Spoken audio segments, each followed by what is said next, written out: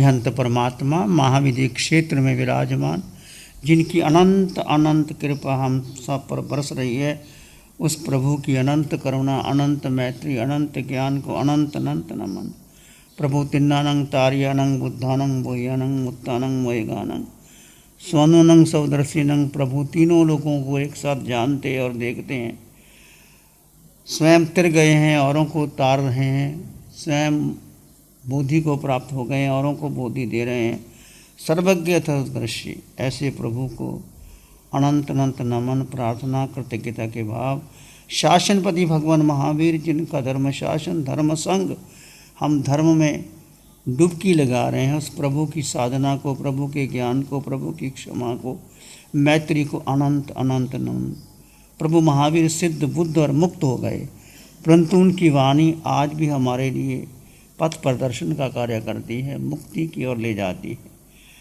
तो हम चर्चा कर रहे हैं उत्तराध्यान सूत्र के सम्यक्त पराक्रम का।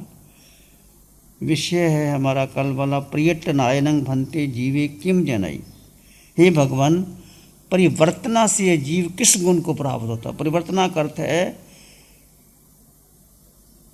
एक शब्द को बार बार उसका चिंतन करना, मनन करना, गहराई तक जाना। तो भगवान फरमाते हैं प्रियटनायनंग व्यंजनायंग जनाई व्यंजन लब्धिंग च उपाय। परिवर्तना से जीव व्यंजन और व्यंजन लब्धि को प्राप्त कर लेता है और पदानुसारणी लब्धि को भी इसको प्राप्त हो जाती है। परिवर्तना के अध्ययन किए हुए सूत्र और अर्थ को दोहराना, उसकी पुनरावृत्ति करते रहना है। जैसे कि मस्तिष्क से ज्ञान तंतुओं पर उसकी अमिट छाप पड़ जाती है, उसको परिवर्तना कहते हैं। जैसे देखो, बच्चे को कुछ पता नहीं होता, उसको बार बार कहते A for apple, A for apple, B for bat, C for cat, D for dog. तो उसको चित्र भी दिखाते हैं। धीरे धीरे उसके बच्चे के इम्प्रिंट पे बात आ जाती है। दूर से वो देखता है, वो कह देता है ये तो एप्पल है, एप्पल है, बैट है, सीट है। तो बार बार बच्चे को हम कहते हैं तो बच्चा अनुसरण करने लग जाता है। ऐसे आप किसी चीज़ को याद करना चाहते हैं। पहले ज़माने में तो स्मरण शक्ति इतनी तेज थी कि गुरु ने जो कहा शिष्य उसको एक साथ ग्रहण कर लेता था। भगवान महावीर के कोई हजारों वर्ष तक ये वाणी लिखी नहीं गई। वाणी बाद में लिखी गई जब भूल गए और 11 अंग उपांग जब माथुरी वंचना हुई, उसमें ये वाणी लिखी गई, क्योंकि सबको याद ही नहीं था। 11 अंग तो याद थे, उसके आगे 14 अंग याद नहीं रहे, तो फिर उनकी वाणी को लिखा गया, लिख करके सुरक्षित रखा गया। आज वही वाणी हमारे लिए उपलब्ध है सूत्रों के उपलब्ध में। तो हमें उसका किसी मंत्र को या सूत्र को दोहराने से एक तो मस्तिष्क के ज्ञान तंतुओं पर अमिट छाप लग जाती है, उसे परिवर्तना कहा जाता है। परिवर्तना से व्यंजन लब्धि, व्यंजन लब्धि का अर्थ होता है पठित पास स्थिर रहता है। गुरु से वाचना ली जाती है और परिवर्तना से बुद्धि में स्थिर हो जाती है, उसे विस्मृत नहीं होता। पदानुसारणी का अर्थ है कि एक पद का परिवर्तन करने से सारे आगे पीछे के पद याद हो जाते हैं, स्मृति में बैठ जाते हैं। ये एक विशिष्ट बौद्धिक क्षमता है, इसका विकास परिवर्तना से होता है।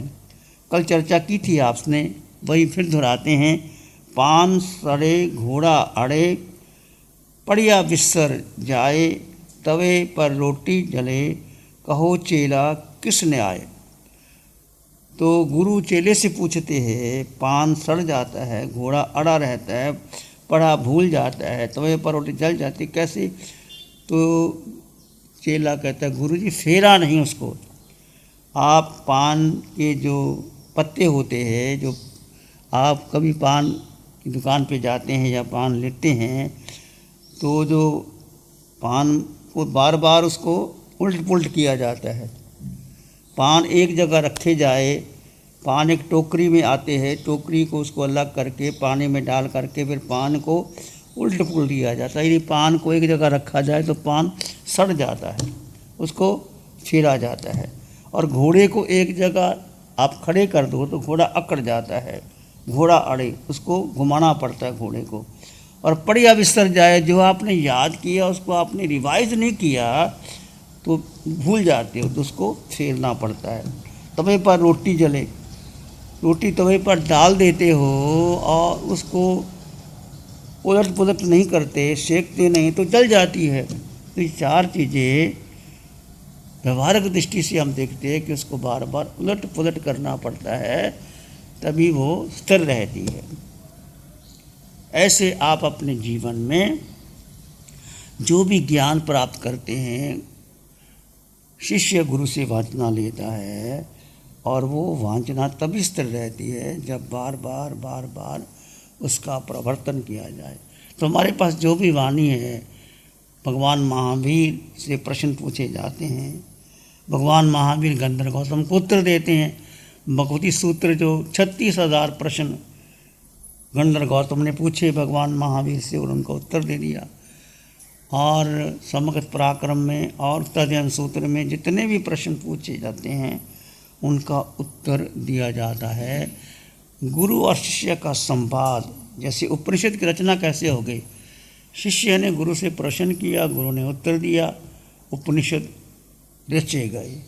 महावीर की वाणी कैसे हुई, प्रकट हुई, शिष्य ने गंधर्व गौतम ने प्रश्न किया, भगवान ने उत्तर दिया, सुधर्मा स्वामी ने जम्बू स्वामी ने सुधर्मा स्वामी से पूछा और वो शास्त्र में आज हमारे पास उपलब्ध है। ऐसे ही बुद्ध ने, आनंद ने बुद्ध से पूछा, बुद्ध की वाणी प्रकट हो गई।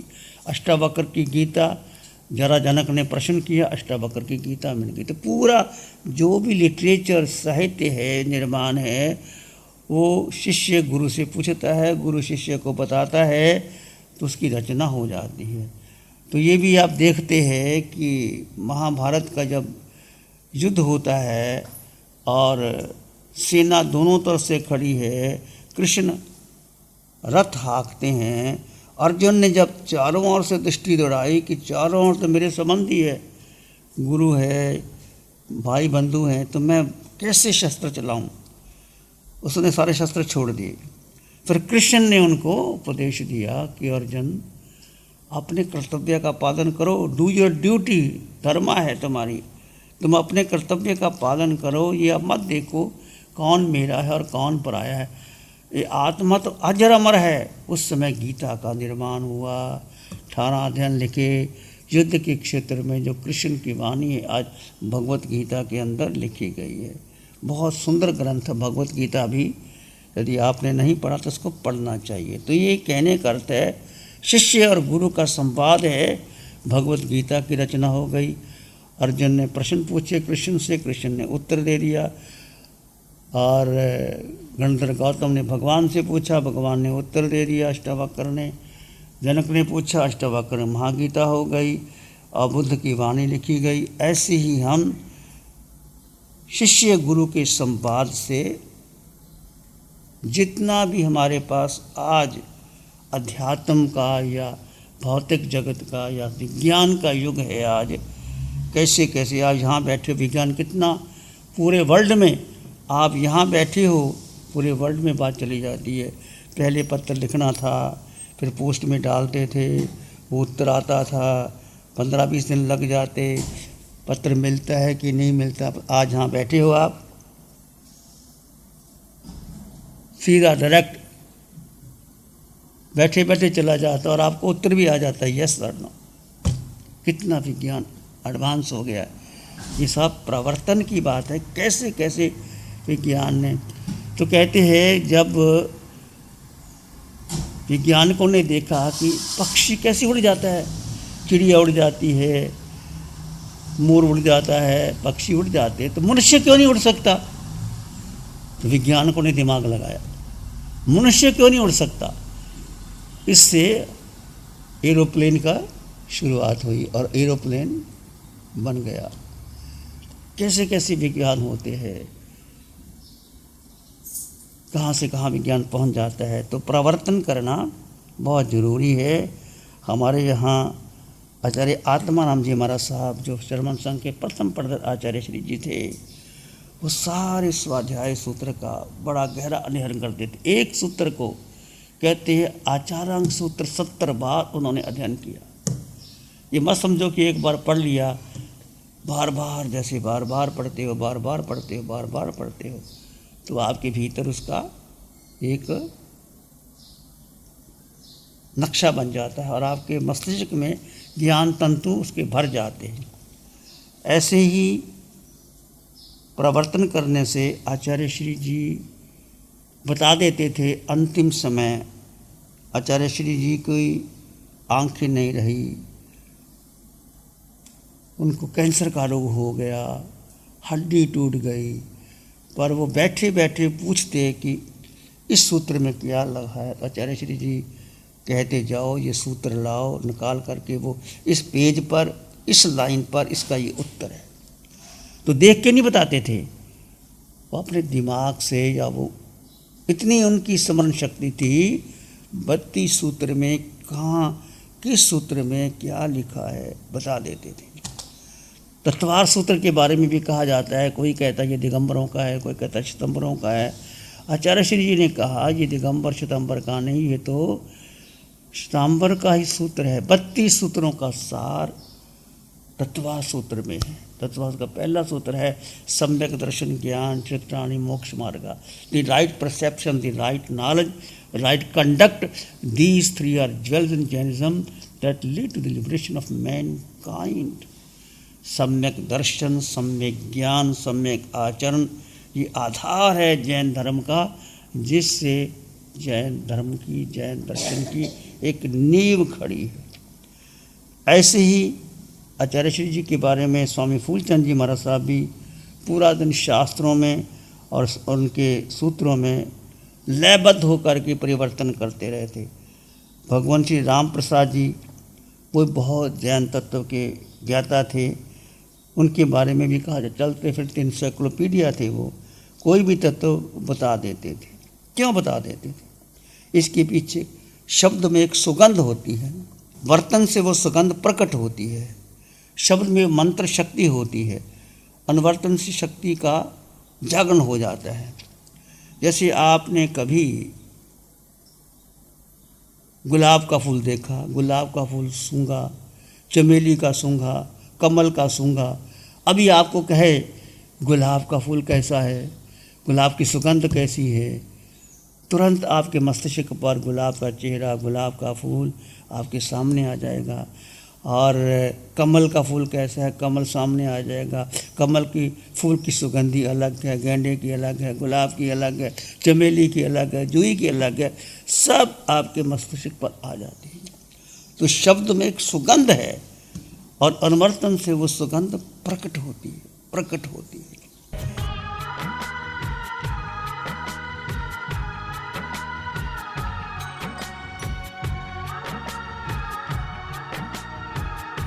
ध्यान करेंगे थोड़ी देर के लिए, आंखें बंद, मन वचन काया शांत, शरीर शांत, विचार शांत, सृष्टि शांत, वातावरण शांत, हर दिशा हर किनारा शांत, शांत शांत शांत।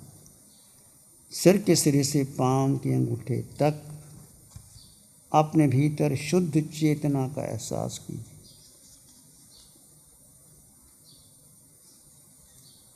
जड़ जीव का भेद कर दे।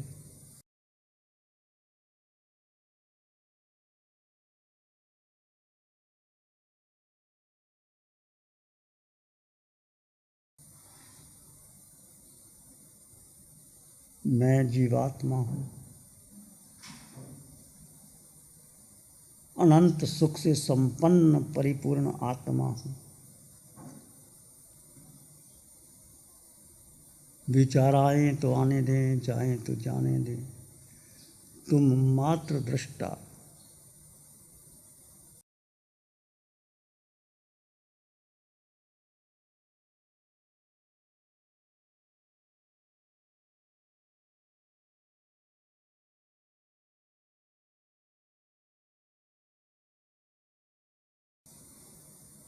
अपने भीतर गहरी मौन और शांति का अनुभव करें।